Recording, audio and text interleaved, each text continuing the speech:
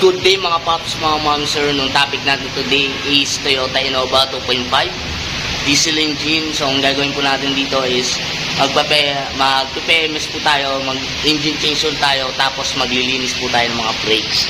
So brake pads and brake shoe, nung lahat ng gulong bubuksan po natin. So ayun, tara, simulan na natin.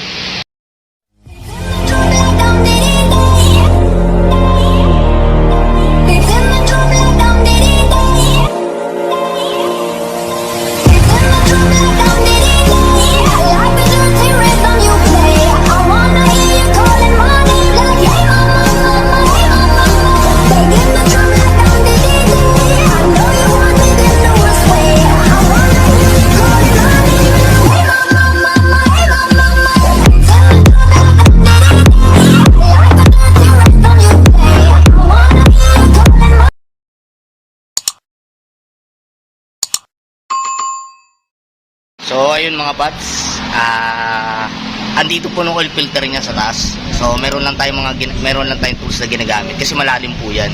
So meron tayong long extension at yung oil filter rinse. So yun na, luwagan na natin. Counterclockwise lang 'yan. Yan. Sample 'yan. Luwagan na natin. Okay na ba yung bangko? Oo, okay to. Dahil maglilinis tayo ng preno, so babaklasin nyo lang ng 4 na gulong. So ganun lang din counterclockwise, parang ito example. O yan. Yan.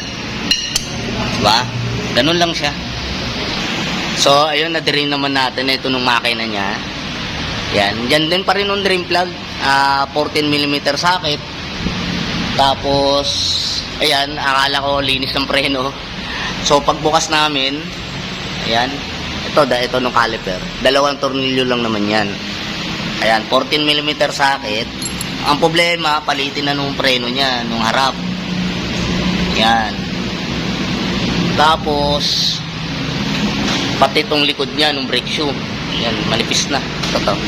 Ito guys, ayan, manipis na. Tapos, nakikita nyo nung ano niya, brake drum niya, grabing dumi, ay merong ulo. Hindi namin mabaklas-baklas kanina. Ito, kailangan i-machine yan, kailangan pantayin yan para nung lapat ng brake shoe smooth, kumbaga mas malakas ang kapit, tsaka mawala to kasi mahirap talaga magbaklas pag may mga ganito na. So sa tagal ng panahon yan kasi dyan lumalapat ng brake shoe. Still, binabaklas pa rin ni Chip. Yan, hirap. So, yun. Major PMS na pala to. Hindi lang PMS. So, yun. So, ito pa nga, problema pa, ginagawa ko pa ng paraan. Pero, at least nabaklas ko na, ito lang problema, kalbo na.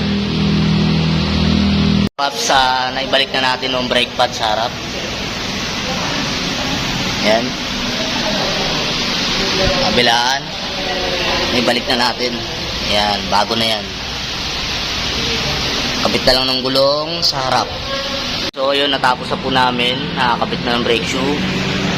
Replace na rin. So ayan, pag nakabit ng brake drum, adjust na lang po, tapos na po.